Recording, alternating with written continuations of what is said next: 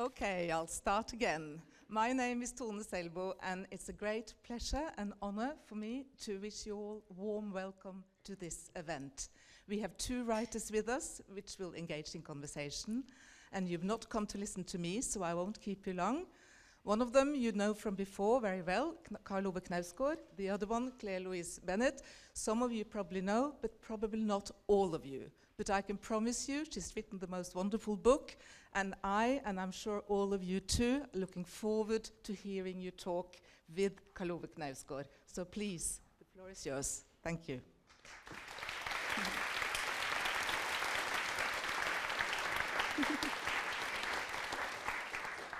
Thank you. It feels a bit strange to be in Norway and speak in English, but I bet. I guess we have to do it like that.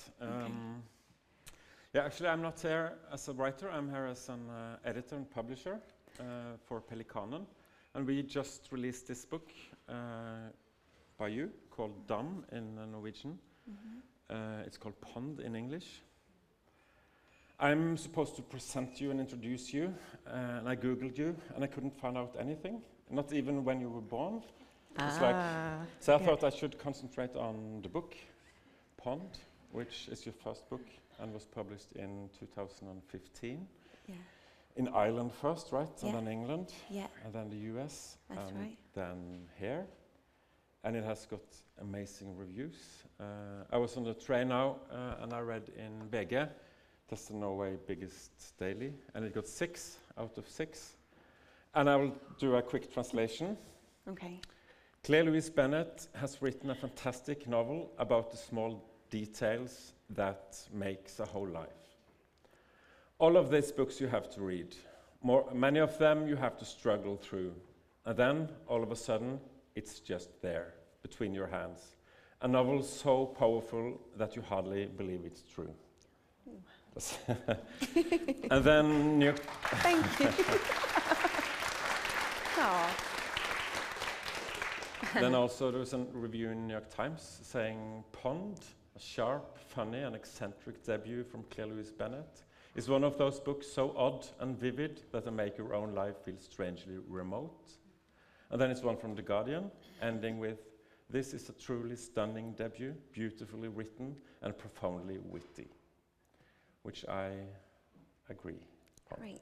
Very much. I must remember all of this when I feel like a complete loser, which is a lot of the time. Yeah, but Pond is the reviewer said it was a novel in Norway, but it is really a kind of a hybrid book. It's 20 stories. Yeah. And the first story is a girl, and the last story is also children, but the rest is a narrator is a woman, and she's living in a house by herself, and that's basically it. Yeah. Yeah.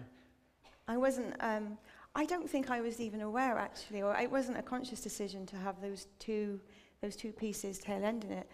One of the first interviews I did in Galway, the woman said to me, "Oh, you know, in the way that you did this thing of, you know, it being a girl at the," and then at the end, I thought, "Oh, I didn't really know that. I didn't notice it." So that was, isn't that strange? But I'm thinking, how could I have not seen that? But I don't know. I think patterns just, I don't know anyway. Things work themselves out. Sometimes you don't have to always know consciously, do you? Yeah, but the book really opens just before that with 3 epigraphs. One by Nietzsche and one by Natalie Ginsberg. Yeah. And that one says, could it be that any apartment, anyone at all, might eventually become a burrow? Would any place eventually welcome me into its dim, warm, reassuring, kindly light? And the third one is by Gaston Bachelard from a book called The Poetics of Space, which is about the role the houses or the rooms, what he called intimate spaces, have in shaping our identity and our imagination. And I guess they are there for a reason, those epigraphs. So I wondered if we could start with the house in the book. Okay. What kind of place that is, what kind of house that is. Okay, well, the house is very old house. It's a cottage, a thatched cottage, built from stone. I'd say it was probably granite.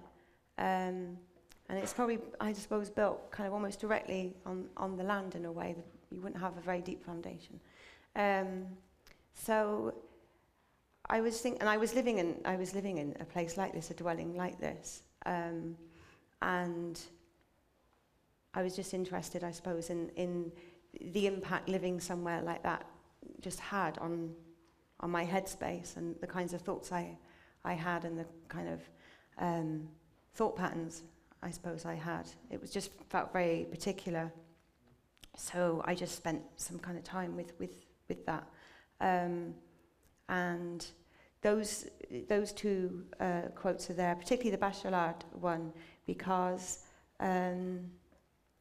he just has a different way of thinking about home. I think sometimes if you're living on your own, it can be kind of hard, even to actually justify having a home, really. If you think about nests and dens, and they're there when animals are together and they're making more animals. If you're not really making any animals, you sort of think, well, this is a bit wasted in a way. Why have I appointed myself this whole kind of living, this permanent living space? It almost feels a bit extravagant, really. And because I suppose a lot of depictions we see of home are very much connected to the domestic and family life, and all the time, you know, you just see in catalogues and magazines, and it's always the family and children running around and all that kind of stuff. So in a way, it's a bit strange because you don't really see that. You know, there's more solitary thing reflected so much. So it was interesting reading the Bachelard book, The Poetics of Space, because it gave me a way of thinking about living in my own space and my relationship with intimate space in a way that made it feel relevant and necessary and important. And he kind of says, you know, like, how can you inhabit the world? You learn how to inhabit the world by inhabiting your corner of it. So, and the more you attend to that and can bring to that first relationship, the better, really, the more you can extend possibly kind of beyond that. So that's a bit of what that was about. Yeah. So what's taking place in this house, in this book? I mean, it isn't not much. Very much. No, it's not much. Not much. No, not it's really. Hardly anything. Hardly anything. Some people say, like, So is it a true story? And I'm like, what? Did I really make a cup of tea? Probably. But it still is. Did I go to the compost? Yeah, a few times. So yeah. But it still is extremely tense, and it feels like it's happening a lot all of the time. It feels tense. Tense, yeah. It feels like it is. Yeah. You are in a very tense space, and it feels like it's a lot of things going on. And that's, of course, of the narrator, which is nameless, and which we don't know very much about. It is like you're kind of reluctant to give information. And I thought of two possible reasons for being reluctant to give away information. The first thing is that this book is so close to the self, to herself, that information seems pointless because you don't present things that way to yourself. Right. And the other thing is that in a way she is not seen by anyone, right. Which is another way of that. And the third thing is that all of this knowledge you have is a kind of a structure that goes over the moment you are in, and this book is very much in the moment. I think so. It will almost be a distraction if you know more, because it's like it is taking place here, and this is what I'm exploring. What are you thinking about that? About not giving away information, because it must be on purpose, I guess. Yeah, it was deliberate, and those both of the things that you just described are kind of relevant, definitely. About it just didn't seem necessary to identify her in those ways, because as you said, there's no one else really there, and that's not how we experience ourselves either, particularly. when I came in earlier, and I went up to the girl at the back there who took you, I can't remember the names or so. Anyway, and I thought, how am I going to get across that I'm doing? So I was like, oh, I'm doing this thing, I'm in this thing. You know, I was really, my friend afterwards, why didn't you just say your name? And I was like, oh yeah, that's kind of what it's for, isn't it? And he went, yeah. It identifies you. He was like, oh, that gets really handy. So, yeah, I remember that. But so for this, yeah, it didn't. It didn't seem necessary in this case. And also, I suppose I was very interested in how a self is constructed. Yeah. I'd come from a kind of a background in theatre, and got very frustrated with it, and kind of a bit, I suppose, fed up with it. The rehearsal technique and the ways you go about building a character. You know, this thing of building a character, and it's usually through a lot of kind of psychological work. As well, kind of COD, kind of psychological kind of stuff. And I just didn't find that very satisfying, really. I was a bit like, I don't really know whether that's how I locate myself, you know, in the world, or even how I get a sense of myself. So I was doing a PhD for a while on post-dramatic theatre, and they were looking at kind of other ways of what a human being can represent on the stage other than a character. So it's kind of quite interesting, and it led me to some quite interesting ideas about this thing of self. And I thought, well, what's more interesting for me isn't necessarily character, but presence. You know, how do you create presence? And in the theatre, it's kind of this mysterious quality that someone just sort of has or something, you know, like they walk into a room and they have presence and all this kind of weird stuff. But I wondered if it was possible to kind of create it in text. So what's, if you remove psychology, and if you remove memories, and if you remove all those things that we normally build our identity around, what's left? What are you writing about? So I suppose just those direct kind of experience with your aesthetic world. Really, it's on that level. And that, I mean, that's something that I found very interesting in your work, really, that he just seems here, but it's you, isn't it, really? It's difficult to... that there's just a strong aesthetic or sense, and I think that seems to be the fact, that for me. And I wonder about that, and there's something that I kind of got from, I think it was maybe in the third book of yours, and you know, you're describing the childhood home, and there was a kind of a tension there because of how how your dad was, and my mum was kind of a bit controlling of our environment as well.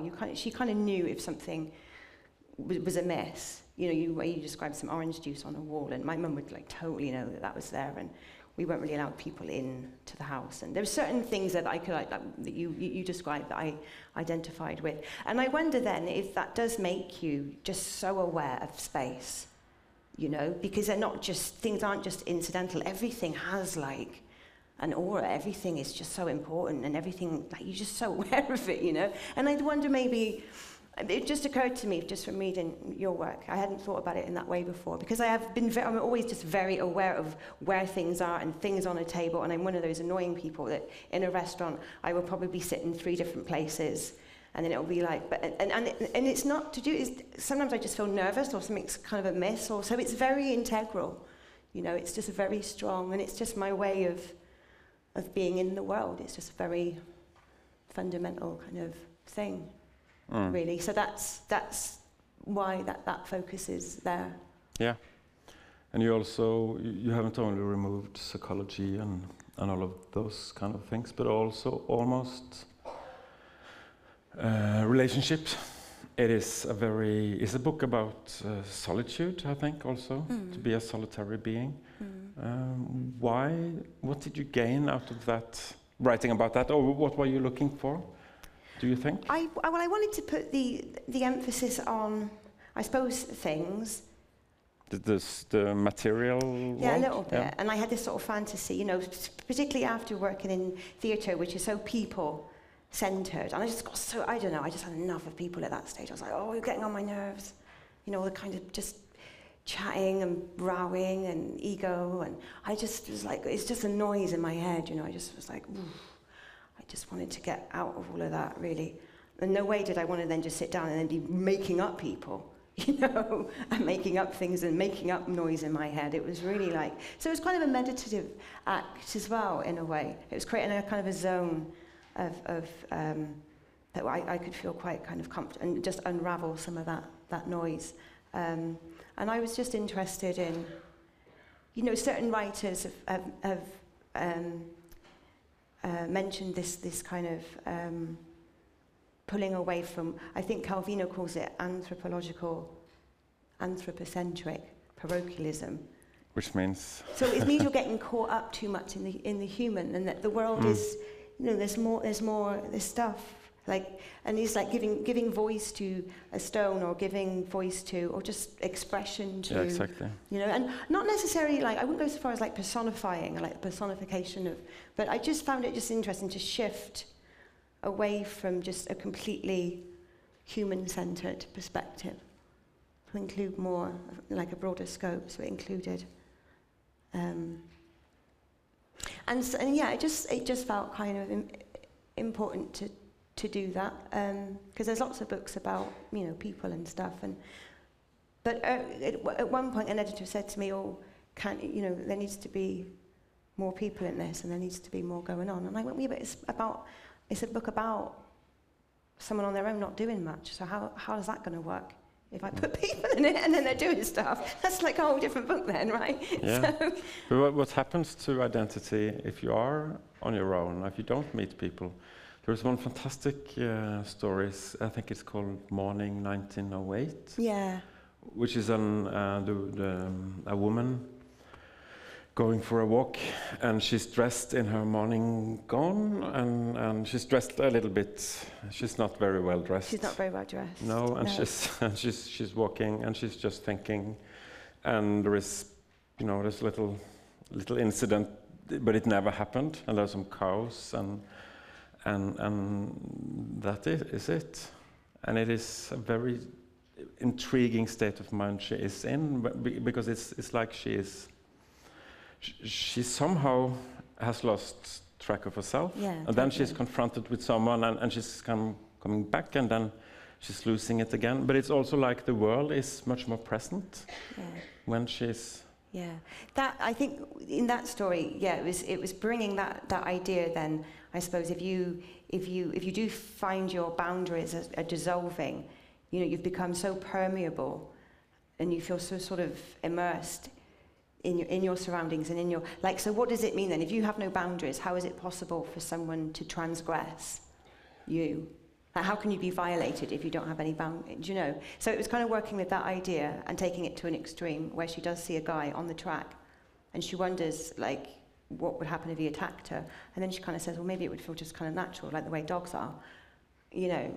Would it be such a violation? Because that says she has felt, she's almost become quite abstract, and quite kind of, it's very hard sometimes, you know, and I've experienced that, and I'm sure lots of people experience that thing of, it is hard when you've spent so much time on your own, like you're saying, because no one's saying your name to you, and no one's kind of reminding you of you, you know, in the external sense. So it can be quite, you can go off into kind of quite strange. And so then I was just interested, like, what does violation mean then? What does it mean? And so that's what that story, because it kind of disturbed me a little bit, that story, when I first. Yeah, it is very disturbing. And when it was first published, it was a bit more kind of abstract and a bit weirdy and a bit kind of cosmic. And then when it came to putting it in the book, I thought, you're being a bit dishonest really about what this is really, do you know? So I kind of made it less cosmic and more about, you know, the actual situation, really. Because, I mean, I wasn't a bit uncomfortable with it, but that's just the way it is, isn't it, I suppose? Yeah. I wondered if you could, I mean, most of you haven't read your book, I guess. So if you could read a little bit so we can get a taste of it. Yeah, sure. That would be nice. Okay. Is that, am I something, kind of feels funny. All right then. So this is called To a God Unknown.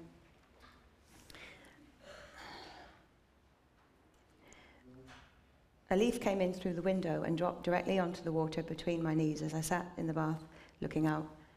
It was a thoroughly square window, and I had it open completely, with the pane pushed right back against the wall.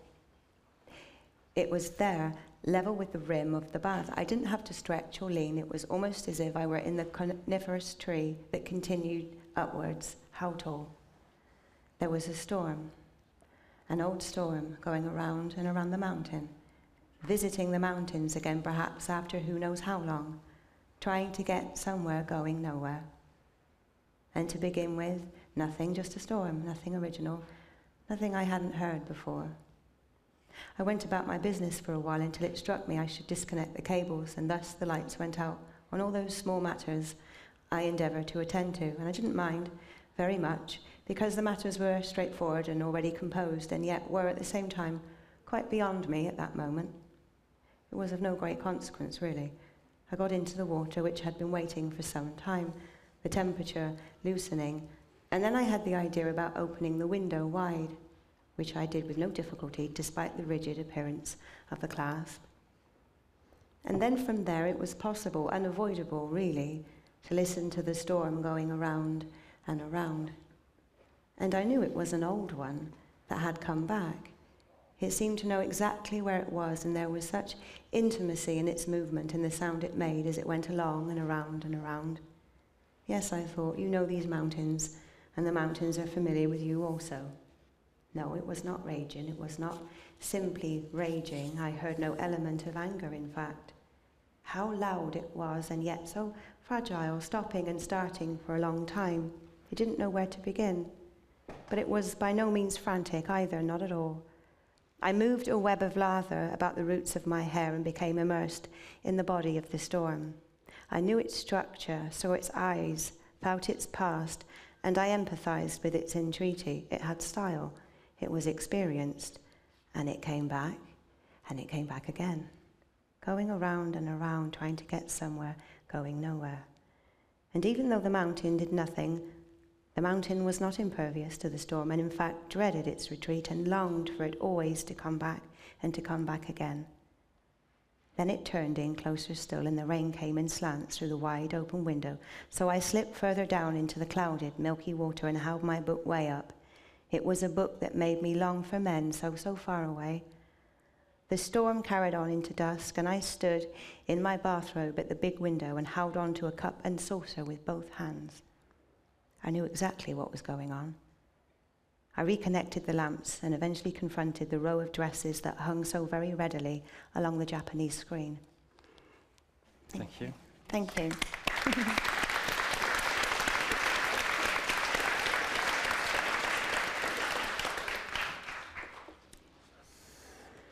This is your first book? Yes. Your first collection?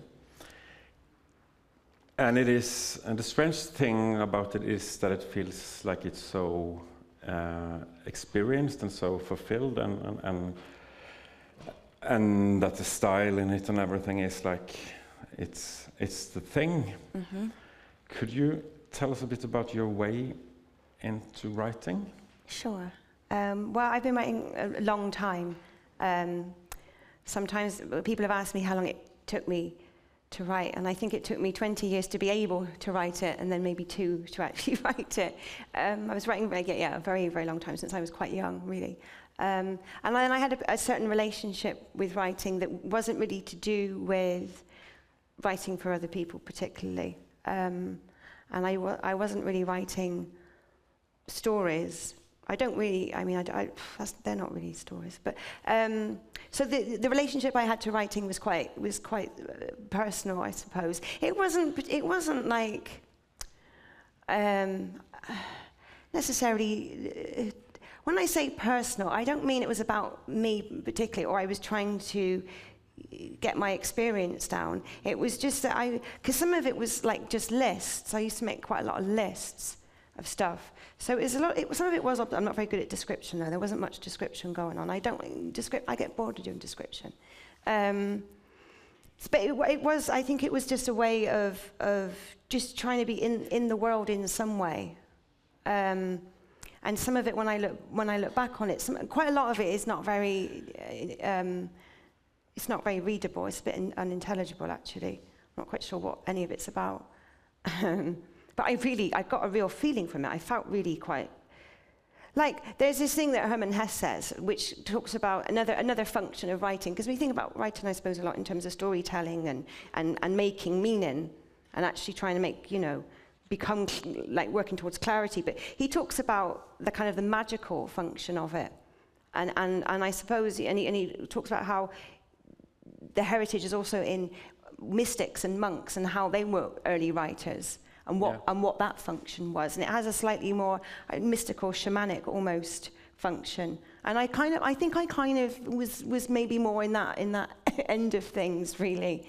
I kind of felt very much between worlds, as you are when you're a kid. You're in this world, in your parents' house, and you're in your imagination, and then you're outside in the dark thinking about what's going on out there. So there's all these kinds of realities that you're sort of negotiating and caught between. And they all feel quite intense and they press on you.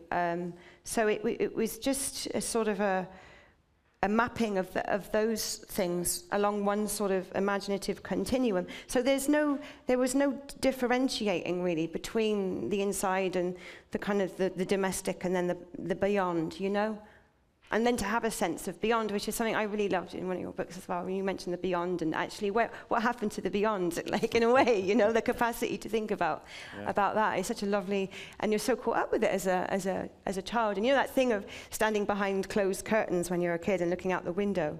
And I remember doing that, the living room behind me, and I used to get in behind these quite thick velvet curtains and just kind of stand and then afterwards coming back into the living room, I thought people could see something. I must have changed in some way, but everyone's just sat there like watching TV and not taking any notice, and you're like, oh, what? I'm just something weird just happened, but no one can see it, So then I would just kind of write down whatever I thought that experience was. That was... This what you're describing is very much for yourself? Must have been very much for yourself? Yeah. It wasn't like you were showing it to someone? Not really. No. But then then it was my English teacher kind of came across some stories or something or other. Wasn't a story, it was a little... I'd done a drawing, I think this is right, I think I'd done a drawing of a man's face, and then I can't draw, so I was a bit like, that's not very good, is it? And kind of tapered off with the pen, and then I just started writing something.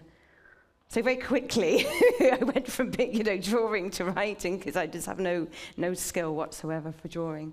Do you? Can you draw? No, I can't. No, it's weird, isn't it? I draw a bird, I draw a bird, I draw a beak here and a tail there, and then I just do not know how to do the bit in between. It's really strange. So an English teacher saw something, and he said, oh, do you? And I said, yeah, I've got some bits and pieces. And he had a look, and I brought them in, and that was... He said, yeah, these are good, these are interesting. But he didn't really push it, He didn't really kind of make it into a thing. He just said, you can write. And I was like, yep.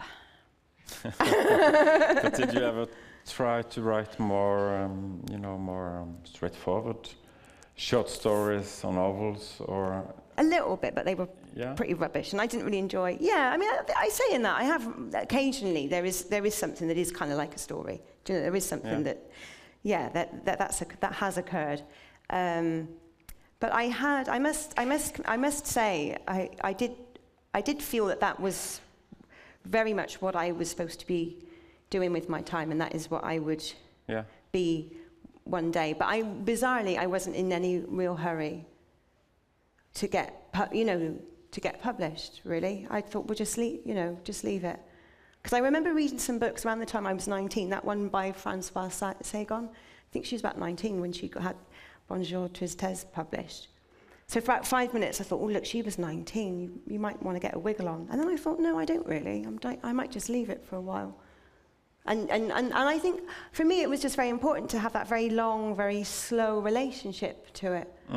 It just felt necessary, really. And then to gradually sort of come out of it and then think about how I would put something together that then I could share with people, and it would be enjoyable and meaningful for them. It took a while to work out all those things in a way that felt... But is it like you always have written on this book, and in the end it was Pond, or have you done different, projects and things before? Have I done different things before? I'm not very good at remembering. I think I've done... Yeah, I think so. What do you mean, like just fiction? Yeah, but just wondering how long time you have spent on this, this book. Seems like you always have been writing like this and not been in a hurry, as you said, and then the book is out. I was just wondering about the process. Oh, so the process for this then was, what was the process for it? Well, I think something just sort of came together when I moved to the cottage that I mentioned at the beginning, and I jacked in the PhD. I'd stopped in the PhD, and I was working in a bike shop, and just something sort of seemed to just really come together, and I felt just very switched on at that point. You know, there's like moments in your life where you're like, woof, and I felt I was quite fit, and I was cycling a lot, and I just felt like really like, woof, and yeah, it's good. It was a good feeling, and being and living in that space and the kind of life then that I was eating kind of. I remember roasting like birds and drinking whiskey and these big fires, and I was like, yeah, like just loving it. I was just loving the energy that I was giving me, And I remember eating these birds with my hands, and they were all black from like the soot, from the fire. I was like, yeah, and I'm eating soot, yeah. So that was quite funny.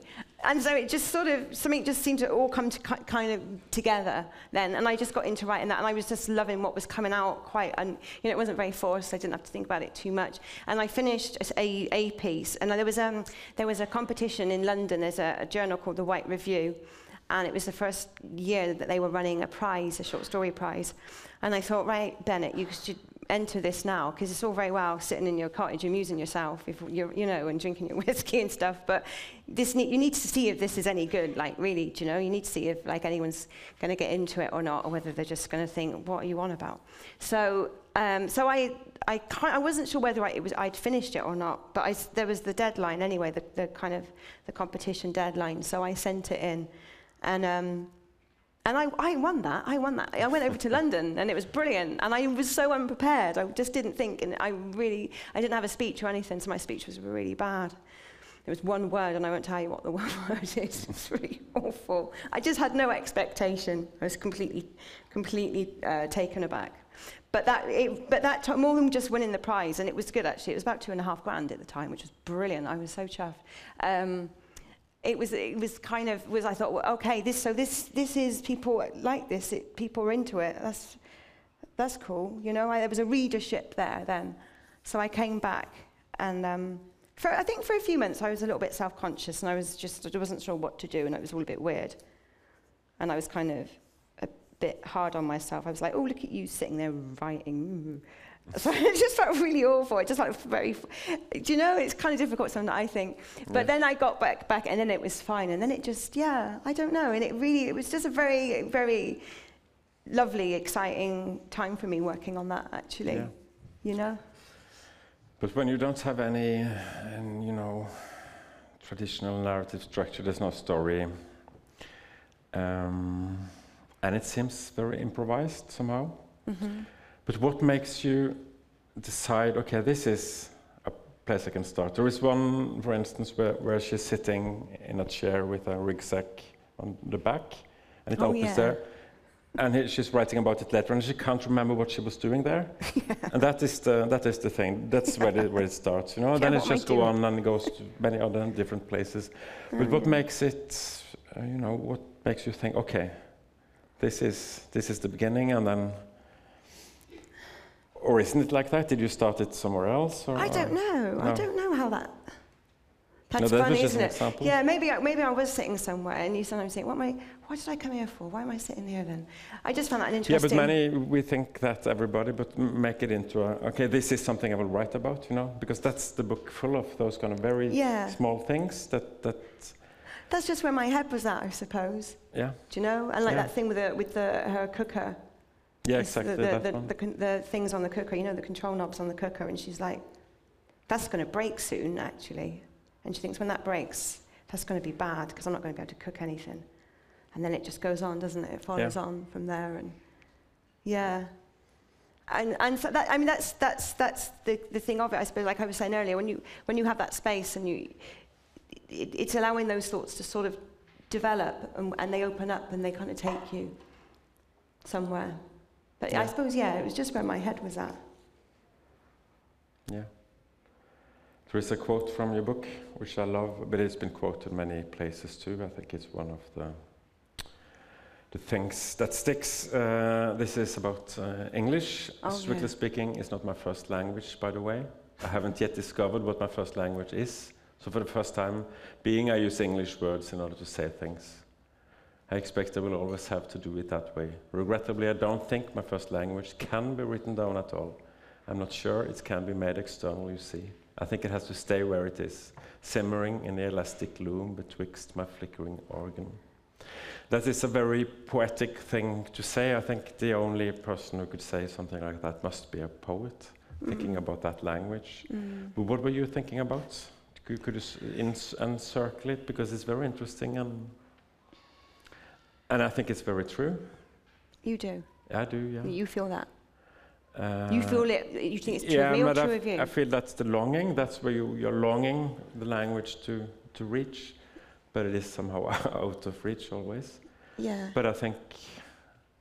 Well, I suppose the relationship between language and your interior world it's kind of frustrating, isn't it, really? You can't really... Because you want to try and share it in some way, especially when you're younger. It almost drives you mad, doesn't it? Trying to find a way of just, I suppose, expressing things and finding out whether other people's interiors are kind of like yours, you know? Yeah. And you get a sense sometimes that they are, and then they'll do something and you go, oh God, no, they're not at all. Like, it's really quite bewildering, you know, particularly when you're younger and that happens. It's exciting too. So, and a lot of the time I remember people at a certain age be saying, I don't know what you're on about, Bennett.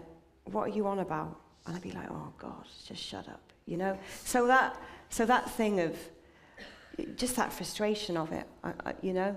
But then the perversion of then, you know, in a way it's really perverse that I do write, because first of all, I don't really write stories, and I don't really like characters. Right, great. And then I don't really think that I can use it in a way that is really... it's just always it feels like an approx. But then saying that recently, it you know, like as you write, there's always things that end up coming out of you that you didn't know were there or you didn't expect. So there's that part of it too. I have to be fair to it. That does, right? I mean, do you find that? Yeah. Yeah, I think that's what it is really about. I think because you don't the know, woman the woman in very badly dressed in the morning is a very good symbol of what writing is. You know, you expand your inner self. There's no one there to see you, and it's like you yourself disappear, and a lot of other stuff comes up, and that is very much writing. What writing is to me, and I think your book is a kind of demonstration of that, of what happens if you. It feels like it's sinking down, and that you're listening so close to the mind somehow. And I do have two books that I was thinking about, and they're both very long away from this book. They don't looks like it at all. But in somehow, Knut Hamsun, Hunger, has the same disappearance somehow of the self. There's no name, there's no past, there's no nothing. It's only the moment. It's very, very different, but it has that. He explores something, you know, a bit beyond the name. And the other one is, I imagine you. There's one thing I found out about you is that you grew up not far away from Stone Age. Is that right? Yeah, that's right. Yeah. Yeah, because there's a book that's set there which deals with solitude, which is one of my favorite books. It's V.S. Naipaul, Enigma of Arrival. No, I've never read that. You haven't read it? No. No, it's fantastic. It's one man coming to that area. Yeah. He's not established there. He doesn't know anyone, and he finds everything very strange. And he's just in a cottage. He walks every day, and it's like he's very distant from everything. Then very, very, very, very slowly, like it's nothing going on, he kind of gets more attached and starts to understand things. And well, I thought that was it's a fantastic novel. Yeah. Okay. Yeah. What's it called? It's The Enigma of Arrival. Okay. Yeah, it's very good. Okay. Yeah. I'm also wondering about your relationship to style, because it seems so integrated in you somehow. But I don't know you. It's not that, but it feels like it's very integrated, because it's so unique, so very much a person. Is that important for you when you're writing, to be? I don't mean original, but to find that idiosyncrasy, the thing that is your voice when you're writing, or doesn't that matter at all? I don't know. Yeah, that's a tricky one. I don't know really. I think there's definitely some sort of like rhythm, but then each.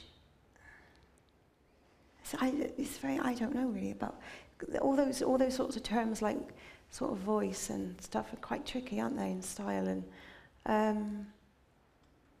I suppose actually, I kind of know what I like. Yeah. There's a bit of that as well when I'm reading. I know what I enjoy, and that's probably influenced me to some degree. But then saying that, when I do read back on things that I wrote years ago, I see that it's kind of there. All the beginnings of it are kind of there.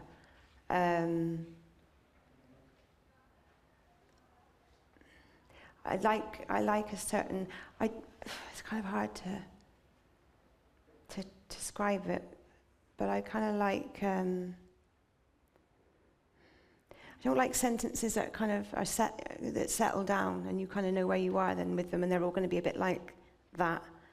I like it when they're just a bit skewed sometimes, or they're just a little bit, when I don't know, the punctuation can sometimes just give a bit, or it can kind of. Yeah, there's just a certain. I just do really strange things with my body to try. Here's an impression of my sentences.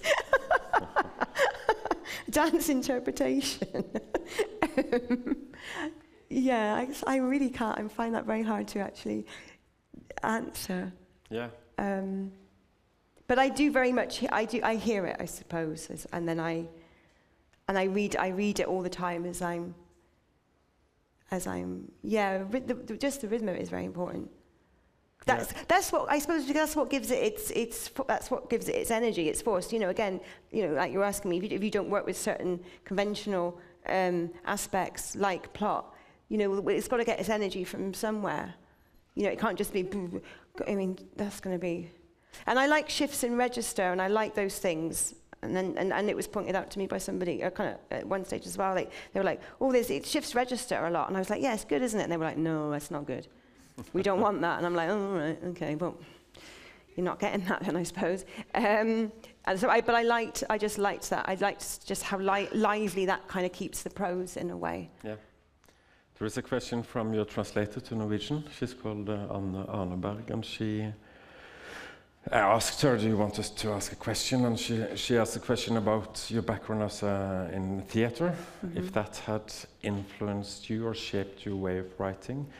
And she had a theory, I think, but because she said that theater people have a kind of a paranoia for longueurs, for long, boring sequences, and your prose is very changing and very kind of, there's a lot of things going on all of the time. Is there a connection between your theatre background and your writing? Don't know. Yeah, I mean, I suppose the things that drew me to theatre are the same things that you just. I suppose you're finding different ways, aren't you, of exploring certain. Just the same things that sort of, I suppose, bug you or bug me, anyone about, and I think like for a while theatre did enable me to sort of explore certain things up to a point, and then, like I said, I just felt kind of frustrated by it. I just seemed to hit a wall with it, but certainly.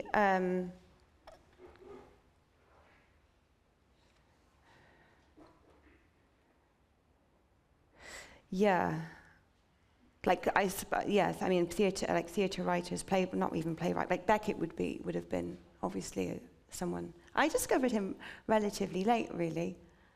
and sort of on my own terms. It wasn't at college, or and I didn't study him, so it was interesting. I could have my own sort of take on it, really. It wasn't surrounded by any sort of academic interpretation or anything like that. So I've certainly, been, but all kinds of things have had an impact on me. Music, theatre, What about paintings? Because some parts of this book is very visual. Yeah. And it's like, it's the opening. It's a windowsill, and it's vegetables and fruits and arrangements, and it's like it is almost like a still leben in writing. Yeah, I think very, very briefly I thought about calling it Still Life, and then I was like, no, that's really kind of naff. But it did cross my mind, and I've just written something about still life painting. I love still life painting. Yeah. And I've just been thinking about why that is, and it's to do with, well, again, in a way, they're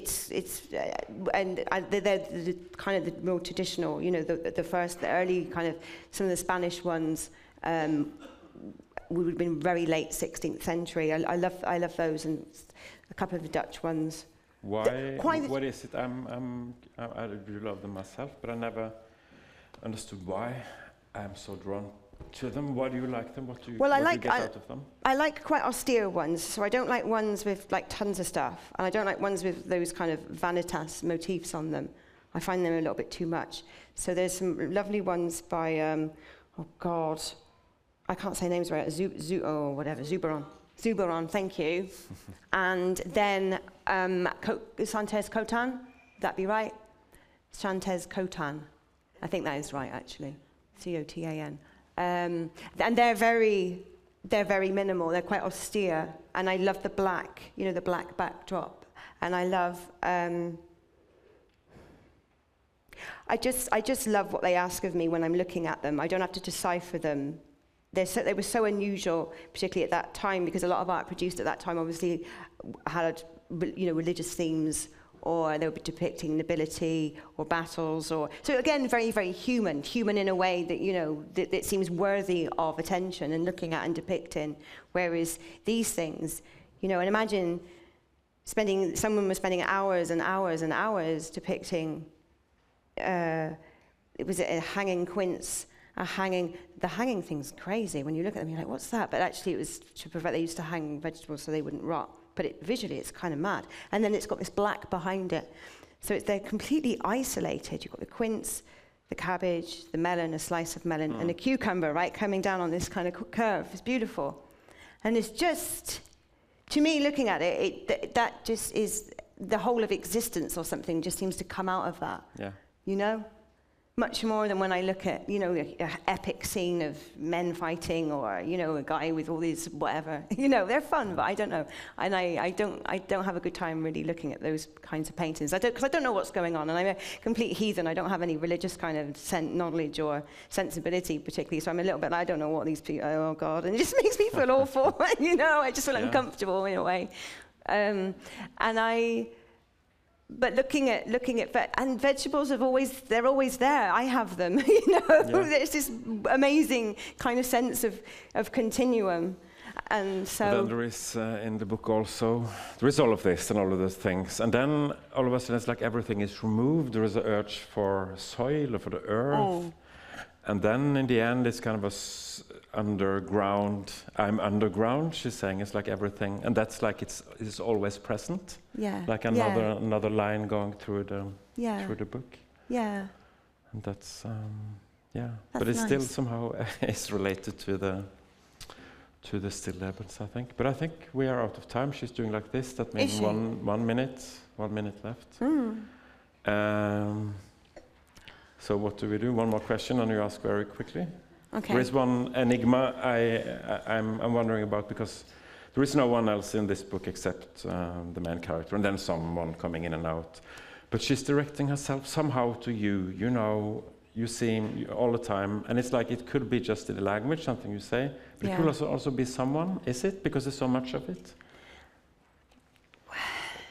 Yes or no? Yeah, the person reading it, I suppose. Yeah. Yeah. Okay. I wanted it to be. I wanted it to be inclusive in a way, and it's also that's why it's kind of funny in places. I wanted it to be warm as well. Yeah. Because it kind of needs to be. Otherwise, it would just really kind of get on your nerves, I think, in a way. Yeah, good to know. Thank you very much. Thank you. Yeah. Thank you. Tusen takk skal du ha. Thank you.